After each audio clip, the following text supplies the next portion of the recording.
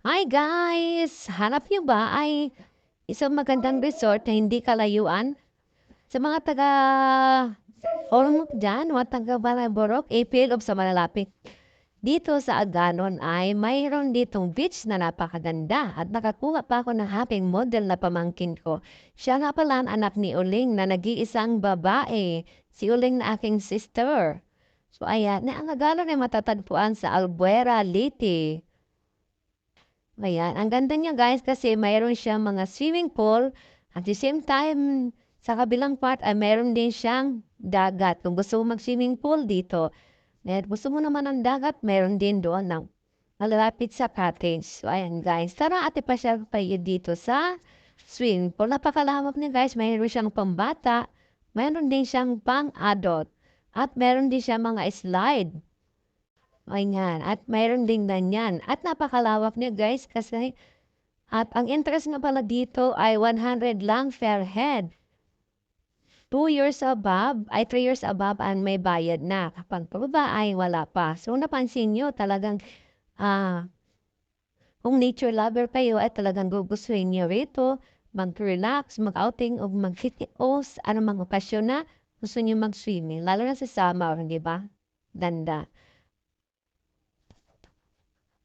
Ayan, kaya sa mga nagbabalak diyaan na magbakasyon sa Borok, sa mga taga Borok ay ang agalon na dili kalayuan. O, di ba napansin niyo, umakyat pa si Ezekiel dyan? O, at meron pa talagang ganyan kasi napaka lawak niya talaga guys. Kahit marami kayo magpapamilya ay sulit na sulit talaga kasi ang lawak ng lugar.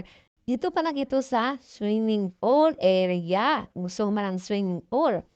Mamaya ay pupunta tayo doon sa beach na kung saan ay doon ang aming cottage banda kasi gusto namin sa dagat talaga maligo. Kasi alam niyo naman, ang dagat ay gamot daw. Dahil kami ay mga pagod, dahil ilang araw nga yung lamay, kailangan daw maligo sa dagat. Ayan. At mayroon dito pa silang fish pond. Ang lalaki ng isda dyan guys, napansin nyo? Hindi natin maitutukan sa ano, no? Pero meron talaga silang mga isda. Ang tawag ng isda dyan ay napalimutan ko kung ang tawag. Basta malaki siyang isda, guys. Kaya hindi lang basta swimming ang mararanasan mo dito kung gusto mo rin mag-viewing. Ayan, sa mga isda. At meron pang parang mini zoo dito. Meron pang mini zoo dito. Dito lang muna tayo sa part ng fish pond. Ayan. Ang lawak, ang ay yan. O ang lawak niya talaga guys, diba? Napakaluwag ng lugar. Gusto mo lang, ayaw mo maligo, gusto mo lang mag-moment dito, magpahangin, ay pwedeng-pwede rin talaga. Kaya naman, ayan, sa mga kababayan ko na nakakapanood nito, say, kung hindi nyo pa alam, ang Agalon ay malapit lang sa atin, Albuera, Leyte. So, kung ayaw lang lumayo, ay dito na kayo sa Agalon. Ayan. Ay, meron pa talaga silang, ayan, habang slide at meron din namang maliliit na slide.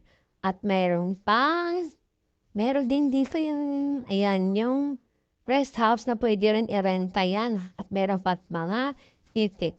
Kahit na mayroong mga hayop guys ay hindi naman marumi ang paligid dahil alaga din ang mga kapaligiran at naging ang mga hayop.